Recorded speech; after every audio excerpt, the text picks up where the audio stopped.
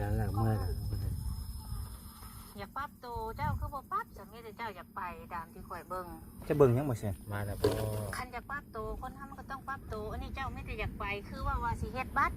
เจ้าว่าแล้วดำนาเจ้าว่าน้องข่อยว่าแล้วดำนาเดี๋ยวสิเฮ็ดไปน้ำกันมาแล้วว่าเดี๋ยวมันกลัวเด้บ่ น้ำบัด ก็ยังลูกสิไป เอาเห็นจะเบิ่งเนาะ สิไปเฮ็ดอะไรสิไป ให้เขาเบิ่งแน่ ให้เขาเบิ่งแน่ว่ากันเนาะ วันนี้เจ้าอาแม่สิเจ้าเงินไม่ใช้เฮ็ดบัตร จะไม่ดีพี่น้องเอ้ย ไผออกก่อนคนบ้านนครพนมไปทานเราก็ได้เวลา เบิ่งเส้นแดง คนออกให้ก่อนเท่าไรเฮ็ดบัตรนะด่วน6,500จะเฮ็ด ประ บัตร เดี๋ยว ด่ว จะ น เล่าเนาะ คือเฮ็ดด่วนแต่วันนี้คือว่าแล้วดำนาตอบบ่ได้ ยาบ่เช่น ตามที่ให้แม่เดานี่เนาะ น้องสุพลกับว่าต้องใส่ ตัวลงนี่ เมียชวนเลิกกัน เลิกกันบ่แต่ว่าเนาะอันนี้ก็กราบขอโทษขออภัย FC นำไม่ได้ เบิ่งตามเห็นในคลิปเลยแล้วข่อยก็ว่าตามนั่นแหละแต่ว่าใจสิเว้ากัน คือ จะแค่ว่าไป คือมือบ่จิตไปถามน่ะคือบ่ได้ว่าแนี่ ว่าข่อยก็บ่ได้ เนาะ ไปหาแล้ว แม่นคือเราคือสิบ่ได้คือเราสิเปลี่ยนตัวเองแหละนะมาเมื่อนั้นคือเว้าก็คักแน่ บ่ อ่า ไม่ว่าสิ ยุ ไม่ว่าสิเข้าใจกันสิบ่ แม่น ต่างคนต่างปรับปรุงสิบ่ อ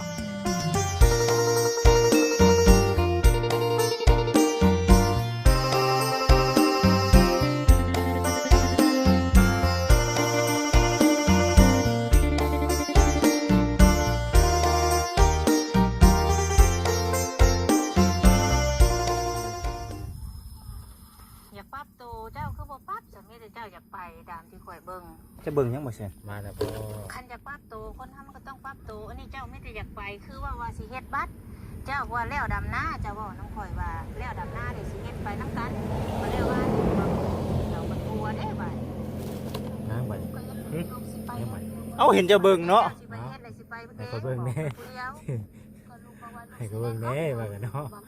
วันนี้เจ้าอาแม่สิเจ้าเงินไม่ใช้เฮ็ดบัตร จะไม่ดีพี่น้องเอ้ย ไผออกก่อนคนบ้านนครพนมไปทานเราก็ได้เวลา เบิ่งเส้นแดง คนออกให้ก่อนเท่าไรเฮ็ดบัตรนะด่วน6,500จะเฮ็ด ประ บัตร เดี๋ยว ด่ว จะ น เล่าเนาะ คือเฮ็ดด่วนแต่วันนี้คือว่าแล้วดำนาตอบบ่ได้ ยาบ่เช่น น้อง ตาม สุพล ที่ กับ ให้ ว่า แม่เดานี่เนาะ น้องสุพลกับว่าต้องใส่ ตัวลงนี่ เมียชวนเลิกกัน เลิกกันบ่โอ้ยเนาะพี่น้องเอ้ยอันนี้ก็ยับไส้ให้เกิดบ่จังได๋ยับไส้ใหญ่ช่วยบ่เข้ามาพังน้ำกันพี่น้องเอ้ยในเรื่องของทางสาวฝนกับบ่าวทองใสบ่นำกันเด้อ ฮะ บ่นำกันเด้อ เฮ้ยจะว่าแล้วข่อย เอ ข่อย อ จะแจ้งชื่อว่าได้ไหนเนาะจะว่า บ่ ชอบเรื่องคนนี้ เจะพังข่อยว่าเนาะอันนี้ก็กราบขอโทษขออภัย FC นำไม่หลาย เบิ่งตามเห็นในคลิปเลยแล้วข่อยก็ว่าตามนั่นแหละแต่ว่าใจสิเว้ากัน คือ จะแค่ว่าไป คือมือบ่จิตไปถามน่ะคือบ่ได้ว่านี่ ว่าข่อยก็บ่ได้ไปหาแล้ว แม่นคือเราคือสิบ่ได้คือเราสิเปลี่ยนตัวเองแหละนะมาเมื่อนั้นคือเว้าก็คักแน่ บ่ อ่า แต่ว่าไม่ว่าสิ ยุ ไม่ว่าสิเข้าใจกันสิบ่ แม่น ต่างคนต่างปรับปรุงสิบ่ แม่นก็เลยว่าเอ้าบัดเบิ่งในคลิปไอ้บุญบัดคือเว้าคนละแบบ FC เพิ่นก็ว่าเอ้าบ่นำบ่จิตแบบนึงเนาะบ่นำมานาบุญเพิ่นแบบนึงว่าซั่นน่ะนะพี่น้องเอ้ยก็เลยว่าเอ้ามันคือเว้าบ่คือกันเนาะว่าซั่นบัดนี้น่ะก็เลยว่าเอ้าเห็นคลิปแบบนี้ก็เลยเอ้ามันแน่นี่บ่ว่าซั่นได้ มื้อนี้เด้อหลายเรื่องเล่าวอยู่มื้อนี้ก็ได้ บ่รอดแล้วเนาะเบิ่งเขานี่แต่ว่าก็สิรอด เห็นในยันว่า YouTube หลายเรื่องเล่าวมื้อนี้จังว่าหยังก็จะ เออ ทั้งเรื่องดีและเรื่องบ่ดีกันหลายอย่างผสมผสานกันไปเนาะหลายอย่างกันแนวจังได๋เลื่อนไปก็ยังเห็นไปเลย แบบนี้น่ะคือต่อไปนี่โอ้เนาะทางบ่จิตว่าคิดผิดได้ต่อไปนี่ได้ยันต่อไปนี่โอ้ยเนาะ ได้ โยบ่จิตว่ามันบ่ส่งชีรอดหรอกไปเนาะ อืม บ่รอดได้ บ่รอดไปได้ เอ้าเนาะยันแบบว่าไปแล้วโอ้คิดผิดคิดน้ำหลังอะนะคิดน้ำหลัง ก็บ่ฮู้นำเด้ตัวนี้ บ่ฮู้ เนาะ บ่ แต่เพิ่นตัดสินใจได้แต่เฮากับ เป็นผู้เบิ่งก็เบิ่งไปแล้ว เป็นแสดงว่าเฮาเป็นผู้ชมเนาะ เฮาเป็นผู้ส้มก็ส้มเพิ่นไปแล้วก็เพิ่นสิคิดผิดคิดถูกก็ แต่เพิ่นเนาะตัดสินใจเลยติ เพิ่นตัดสินใจให้เฮาไปก็หลายก็บ่ได้นะเฮาก็บ่ได้อยู่นำเพิ่นตลอดเนาะอาจจะเรื่องราวมันเกิดก็บ่ฮู้ว่ามันเป็นได้ใดเด้เฮาก็บ่ฮู้ว่ามันเป็นแบบใดแต่ว่าปุ๊บมาสิว่าเห็นนั่นมีชวนป้าว่ะเนาะ ก็ได้ฟังดิ ก็ได้พังเบิ่งว่ามีชวนป้าว่าเอาป้ากันได้นี่คือว่าป้าเรา คือว่าดีกันอยู่ที่ช่วงนั้นติพากันเฮ็ดพากันสร้างอยู่เนาะ พากันเฮ็ดกันสร้างกันหากันก็ได้ว่าแต่ว่าในชาติได้ว่าหากันเป็นเนาะ คือผู้รักผู้ใหญ่เป็นอุตสาห์เฮ็ดเฮือนเฮ็ดชั้นให้เนาะตัวนี้ก็ถือว่าโอ้ยอมรับอยู่ได้พี่น้องเอ้ยเนาะยอมรับอยู่ว่าคือเปลี่ยนในนั้นนะคันว่าเฮาไปสินี่คือโอ้ยเริ่มต้นใหม่ได้แล้วบ่แซ่นเด้เนาะส่วนลูกส่วนเต้านี่ ไม่แล้วเริ่มไม่แล้วในชาติก็ ยากเด้เพื่อสิได้ซำนี่ มีแต่เป็นของลูกกันแล้วในชาติก็ ของลูกบ่ อ่า แต่ว่าในเรื่องเฮือนนี่ทั้งบ่ท่องใสนี่อยู่แม่นบ่ อันนี้ข่อยก็บ่ฮู้แล้วว่าสิได้ ยันว่าเจ้าผู้เกิดก่อนมีประสบการณ์แบบว่าเคยเห็นมาหลายนะบ่เสียมันควรสิเป็นในใดต่อไปคือ เห็นว่าได้แบบได เอายันมาแบบคือเห็นมาหลายครอบครัวแบบว่าคำว่าเมียปะไปแบบนี้เนี่ยเฮือนชาติด้านเป็นเนาะมันสิเป็นในนั้นในนี่ได้ว่าซั่นหั่นนะมันสิตกเป็นของผู้นั้นผู้นี้แบบนี้หั่นนะเจ้าคิดว่าในใดเอาในความเป็นจริงมันเอา จังว่าเด้อว่า ถามไปถามมาคนอยากนอนขึ้นอยากหมอกเนี่ย โอ้ข่อยบ่อยากเว้าหลายว่ายึดกายเพิ่นคุยกันเอาแล้วเพิ่นก็สิฮู้จักอยู่แล้วว่าตามกฎระเบียบบ้านเมืองเขามัน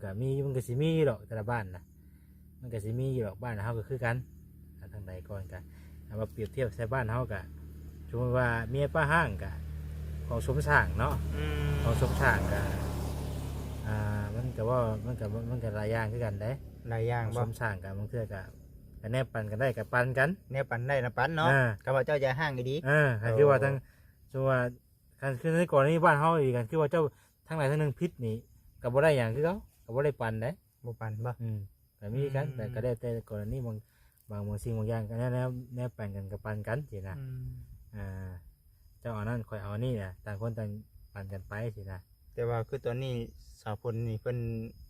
บ่มีสิทธิ์บ่หรือว่าจังได เนาะของสมสร้างก็คือว่าอันนี้ก็มันก็เป็นแนวเป็นของผู้ใหญ่ประเทศไทยเนาะ คือกันชาญก็ หนึ่งคือบางอันเนาะหรือว่าผู้รักผู้ใหญ่เพิ่นก็สิบอกเนาะว่าเฮ็ดนั่นในนี้แม่นบ่ มันก็สิมีหรอกเพิ่นก็สิบอกหรอกผู้ใหญ่เพิ่นก็สิบอกแล้วว่ามันเป็นแบบใดนะ ต้องเฮ็ดในนี้เด้อเนาะ ผู้ใหญ่เพิ่นสิแนะนำเฮาเองดอกพี่น้องว่าควรเฮ็ดแบบใดเพิ่นสิเพราะว่าก่อนสิป้าสิห่างกันเนี่ยมันก็ต้องให้เฒ่าแก่ทั้งว่ากันทั้งผู้ใหญ่เพิ่นเว้ากันก่อนนะบางเทื่อนี่ก็บางเทื่อพิษสำนึกนี่ก็อาจจะบ่ได้ป้าห่างกันก็มีบางเทื่อก็เพิ่นเว้าเพิ่นสอนเพิ่นจดลงให้ก่อนบ่บันทึกไว้ก่อนบางเทื่อก็มีสอนสั่งสอนก่อนหรือว่าให้โอกาสก่อนสินะนั่นก็มี ผัดกันเนาะผัดกัน พัด ให้ กันก่อนมวยสิว่าเฮาไปให้อยากป้ากันอยากเลิกกันก็เลิกแล้วแหละบ่ได้แม่นแน่นได้บ่ บ่แม่นเนาะ มวยสิว่าท่านได้ท่านเลิกแล้วได้แม่นอยู่ว่าเพิ่นว่าสิป้าสิหย่ากันเลิกกันจบต่างคนต่างอยู่ต่างคนมันจะบ่ง่ายคือเฮาเว้าบ่ได้น่ะบ่ได้ก่อนมันสิป้าสิห่างกันมันก็ต้องได้คุยกันก็จบดีๆก่อนเอาฮอดตะแกนะโหมงเอียงมาเว้ากันก่อนนะ เป็น ว่า เรื่อง สินั่นนะ เป็นเรื่องเป็นราวแบบนี้แหละโอ้ยเนาะมันยังกับบ่จบบ่งามพี่น้องเอ้ยเนาะบ่อยากให้เกิดได้ก็เป็นอย่างนี้ได้ครอบครัวได้ก็ตามแต่ เอาไปกันแน่นอนเนี่ยมันบ่ดีไปก็บ่อยากให้เป็น มันแนวมั่งแนวพี่เนาะแบบนี้นะ ทุกข์ใจ ถูกใจให้แล้ว มันบ่คือที่ว่า มาหากันนะยิ้มเปิ้นได้ผู้ใหญ่ทั้งนั้นมาก็ยิ้มผู้ใหญ่ทั้งนี้พ่อกันก็ยิ้มมันอันนั้นได้พี่น้องเอ้ยเนาะอันนี้มาผิดกันอันนี้เนาะ กูนอนได้บ่ นี่คือคนอยากนอนแท้นี่เนาะ โอ้ตื่นแต่6 โมงผู้เช้านี่ ว่าเฉพาะว่าหยังก็จะงึ้งงั่งพี่น้องเอ้ยเนาะบ่แซน คือว่าแน่แหละ ถามเรื่องอื่นข่อยก็บ่ตอบได้อยู่ แม่ แต่ นบ่ ว่าเรื่องบ่ซี่ข่อยบ่อยากเว้าหลายบ่แล้ว ยันผิดบ่ ผิดเพิ่นข่อยบ่อยากเว้ากันเว้า เอ ซี่น่ะ อ ได้แล้วป่ะ ก็ แม่ แม่น เพิ่น อยู่ คุยกันเอาแหละเบิ่งในคลิปสะบุญนั่นแหละพี่น้องเอ้ยเนาะอันเฮาเว้าไปหลายก็มันแบบว่ามันแบบว่า คือเข้าข้างทางใดทางหนึงสินะ อืม มีแต่ให้เพิ่นตัดเพิ่นเบิ่งแล้วตัดสินใจเอาเองเขาบ่อยากนะข่อยก็เบิ่งที่เจ้าก็มาจี้กล้องให้ข่อยเนาะ หมู่ข่อยก็ข้างคาใจคือกันเอ้าว่าซั่นเนาะบ่ได้ยังบ่ได้เบิ่งอันนั้นปานใดเด้พี่น้องเอ้ยเนาะ ก็เบิ่งไว้เด้อก็ได้เจ้าก็เบิ่งไหมบ่ได้ เนาะเบิ่งน้ำเจ้านี่แหล้ว บ่สิเคลียร์บ่ได้บ่ได้ ช่วงสิให้แล้วมื้อนี้เนาะเอาเบาแอนมาแล้วเบาแอนเอ้ยสบายดีเฮ้ยน่ะเห็นอยู่บ่สิ่งนั้น มื้อนี้แล้วยังบ่เห็นมื้อนี้ หาจนเมื่อยอยู่เดี๋ยวนี้อยู่ใช้เดี๋ยวนี้ว่ะ แม่นได้ทรงผมใหม่ปุ๊บเลยบ่จั ตาก มจะมาแม่นอยู่จักเนาะเอ้ยเป็นน้ำเบาแอนนี่แล้วว่าซั่นว่าหยอกเนาะเห็นแล้ว เห็นเลยบ่ เจอแล้วเอ เมาเช้านี่บ่เจอข้อยก็กลับเมื่อซื่อก ลับเมื่อแล้วล่ะเนาะ ๆจักละมาแต่ไทย เออเอานั่นแหละพี่น้องเลยเนาะคือว่า ก็เอาขนมหยวกได้หวานเนี่ย ยัว ยังตัดผม แล้วว่าเจ้าคุ้มเราอ่ะ เออ แล้วว่าเจ้าคุ้มเราอ่ะว่าในไรเราอ่ะโอ้เนาะคุ้มแล้วว่าฉันนะ ก็เอาขนมแอวเอาอมยิ้มก้อนหนึ่ง เอาอมยิ้มบ่ ให้อมยิ้มจริงกันนะ อมยิ้มก้อนหนึ่ง จึงยอมตัดเนาะ เพิ่นก็จะตัดไปรถแล้ว แต่ว่ามันยังบ่ทันได้ไปนี่แหละถ้าไปเพิ่นก็บ่ไปอีก บ่ไปเนาะ เพิ่นให้มาตัดอยู่ที่ อันนี้เฮามาแบบว่าสร้างเพิ่นมาแบบนี้เนี่ยคือเพิ่นต้องขึ้นไล่ค่ามาอีกบ่ดู เราก็ให้เป็นพิเศษนะเนาะ ให้พิเศษ ให้พิเศษบ่ ธรรมดาแล้วเนาะเอาไปตัด เพราะว่าเฮาบ่ได้ไปห้านเพิ่นเด้ คือเอาบ่ขออนุญาตนำคือเพิ่นมาแบบนี้อยู่ห้านเพิ่นเท่าใดก็อยู่ห้านนี่ อยู่ห้านกับบางบ่อนก็30เนาะ 30ติ แม่น คำว่ามาดิคือมาแบบเมื่อวาน เมื่อวานนี่บางเอ็นให้เพิ่น100,000 ก็ธรรมดาอยู่เด้เนาะ แม่น ก็ชมเราอยู่เนาะ เพราะว่าเพิ่นก็อุตส่าห์ปิดห้านอยู่พุ่น ดิ เด้ บ่ แม่นปิดห้านแล้วมันตัดให้เพิ่นโดยเฉพาะ คนพิเศษนะ คนพิเศษเนาะใช้เวลาอยู่ประมาณจักนาทีบาทนี่ตัดผม โด เรา นเติบได้ ตุนเนาะ แม่นหลังจากที่เราตัด มันก็เป็นแต่ในป่าซื่อๆได้มันก็บ่ได้เป็นฮอดเหงาได้มันเป็นแต่ในป่า แล้วค่อยมื้อเช้านี่คือเห็นคลิปเจ้าไปเบิ่งเสาบ่ เป็นเรื่องนี้เราบ่จิเนาะ เออ เป็นเรื่องอะไรวะ เปลี่ยนแล้ว เป็นเรื่องซะ นั่งบ่ แม่นไปเบิ่งเช้า เจ้าว่าถามบ่ถือคนแล้วล่ะ ถ้าถามมาดื้อคนก็บ่ว่าว่าเป็นกันแล้ว ไปเบิ่งเสา แม่น ได้แล้วบ่ ยังบ่ได้ แต่ก็ได้สั่งเพิ่นได้กับข้าวเพิ่นก็ยังบ่แน่ใจว่าสิได้บ่ กระป๋อม บ่ก็โทรเบิ่งไลน์บอร์ดแล้วมันก็บ่มี เป็นเสาไม้บ่ เสาไม่แดง ไม่ได้ ถ้าว่าจะเอาเสาทั่วไปนี่ก็ได้คือกันแปลว่าไม้จิกไม้เสือกนี่ก็มี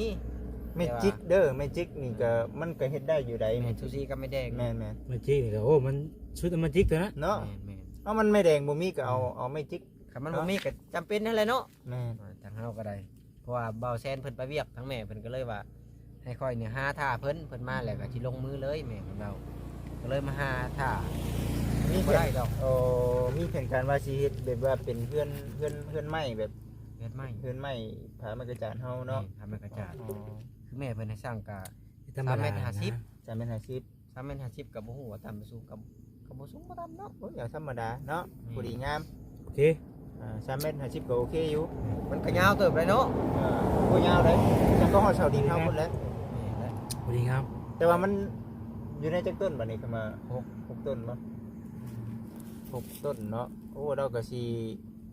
โอ้มีบนผักบนเสาโอ้ยคักได้พี่น้องเอ้ยเนาะ 6ต้นก็ไล่มึงแล้วก็กว้าง ที่จะใครกินข้าวบ่ 4 เมตร แซ่บเลย ใช่บ่ ลองบ่ อายุ4 เมตรนั่นแหละถ้าความกว้างเนาะก็เฮาก็เฮ็ดอัน ใช่ดิในมัน เสื จะ อ เกิด ออก เนี่ย เบื้ ว่า อง ดู หลังแทน เออ เพิ่นว่าได้บ่ได้ก็เดี๋ยวสิโทรบอกอีกเพิ่นว่า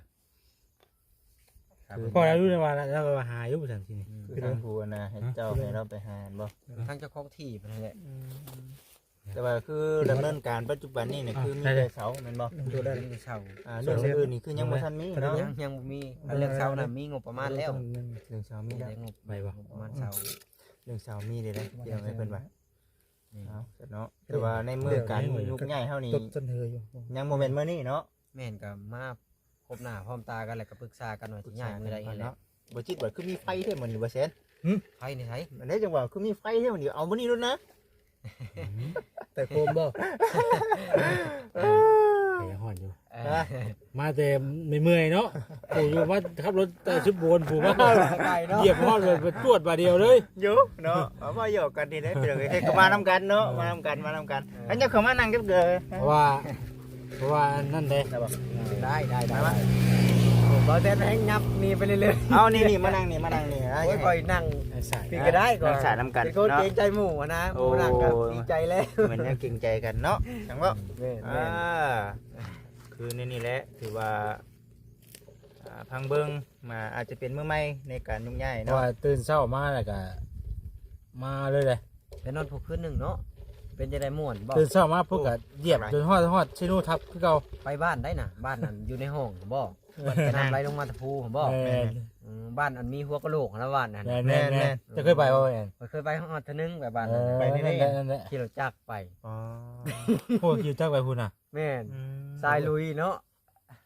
โคกลิงกันดิ แม่นแหละเห็นบ่แซนถ่าย ก็ คลิป อืม แล้วก็เข้าไปบ้านมันมีอีกเล่นก็หมู่บ้านทางหมู่บ้านทางไหนเคยกลับมาฮอดหรือบ่ เคยไปจนชุดหมู่บ้านเลย แม่นแหละ อืม เอาไปพระอาจารย์เพิ่นมาอาจเพิ่นมาเรียกเพิ่นนั่นแหละแต่ว่ากับเพิ่นพาไปเล่นเล็กน้อยสินะพาไปแจกกระต้มขนมเล็กน้อยเล็กน้อยแล้วก็มาเรียกของเพิ่นนั่นแหละ ถือว่าไกลเติบบ่เห็นไปก็ได้ อยู่เอานั่นแหละพี่น้องเอ้ยพังไปซันเดอร์เนาะมีแต่ว่าในเรื่องของทางบอสิกนี่ทางทีมงานเฮาสิปรึกษากันอีกเทื่อพี่น้องเอ้ยเนาะว่าสิเอาจังไดดี แต่ว่าคือสิบ่แม่นมื้อนี้เนาะมื้อ เพ นี้ ราะว่า ก็ มื้อนี้ก็โอ้เหมือนค่อยขับลงแรงลงจาก4 บ่ โม ทำ ง แล้ว แล้ว บ่ทันเนาะบ่ทันดอกการสิยกกันสิใหญ่นี่พี่น้องเอ้ย เรา เป็นระบบ เห็นเป็นจังได๋หลังจากตัดผมหล่อบ่ โดน เป มาก ลี่ยน ๆเลย แปลงไปคนละคนเนาะ แม่ คอยเห็นเครื่องเดียวนึง น้อยใจบ่ ไว้เห็นชัดไหม บ่จี้เด้อจี้ให้เรากินนี่ บ่แซนยังว่าเห็นนอนเดียวข่อยตี้บ่เห็นเด้อข่อยน้อยใจได้ข่อยนั่ง4คนเห็นมัดเดียวเนาะ สบายดี ได้เด้อเคยแน่เลยได้เข้ากล้องน้ำมูกก็เคยแน่เนาะนั่งน้ำกันคนเห็น เห็น 3 เงิ คน น มาสำคัญนี่เล เอย อคือมาน้ำกันเฮาน้อยใจได้เฮา เนาะไปสันเนาะชูเจ้าเว้ากันเด้อ เออ เอาไปก่อนผู้ชึกบ่เสียนวันนี้อันน่ะอยากเว่าเวียกก็บ่แอนแล้วบัดนี้ก็ได้มีแต่ว่าทำบ่จิตอื่น ได้เวลา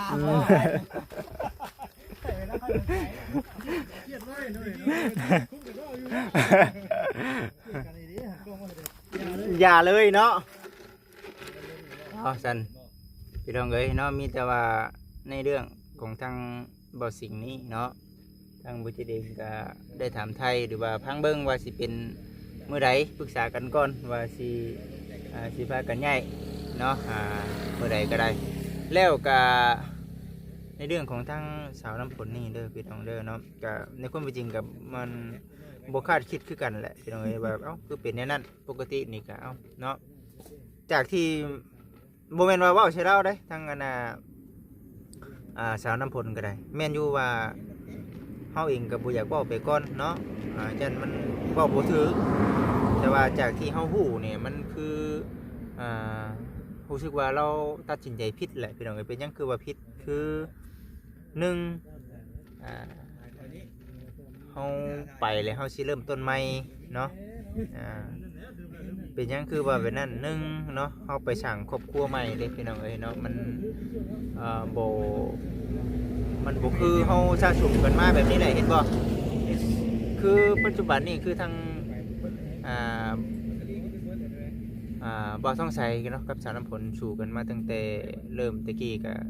จนมาฮอดปัจจุบันนี้ก็ย้อนว่าสู่น้ำกันจึงได้มาฮอดแบบนี้ไปสู่พุ่นใหม่ก็สิบืนอีกเนาะและลูกเต้าทั้งนี้ก็โอ้พี่น้องเอ้ยเนาะถือว่าสิกำพร้าพ่อกับพร้าแม่เนาะเอามีลูกเต้าน้ำกันแหละพี่น้องเอ้ยเนาะเป็นนี่คือว่าไปหน้าเลยเนาะอันนี้ถ้าหากว่าขึ้นคือว่าได้เนาะคันว่าบ่คิดกับลูกเต้าก็สิได้แยกย้ายกันไปสิได้กับพ่อกับแม่ก็ได้คือสิบ่ได้เนาะคือสิเป็นอย่างนั้น มีแต่ว่าเฮาเองเนาะผู้ที่ว่าซ่อมเบิ่งอยู่ก็มีแต่ว่าบ่กล้าเว้าหลายมีแต่ว่าเอารอฟังเบิ่งไปนํกันพี่น้องเอ้ยว่าสิเป็นจังไดเด้อพี่น้องเด้อเนาะแยกย้ายกันไปก็ได้ถือว่าเราฟังเนาะเราฟังไปเนาะฟังเวลาที่กันพี่น้องเอ้ยเอามีแต่ว่าจังใดเด้อพี่น้องเด้อเราเบิ่งเราชมไปน้ำกันเนาะระหว่างทางบ่สิ่งเนาะกับทางสาพลเนาะอันนี้เป็นอันนี้ทางนั้นเป็นอันนั้นเนาะเอาดีไม่แห้งเบิดสุขสุขคนเด้อพี่น้องเด้อเนาะสบายดีเด้อพี่น้องเด้อ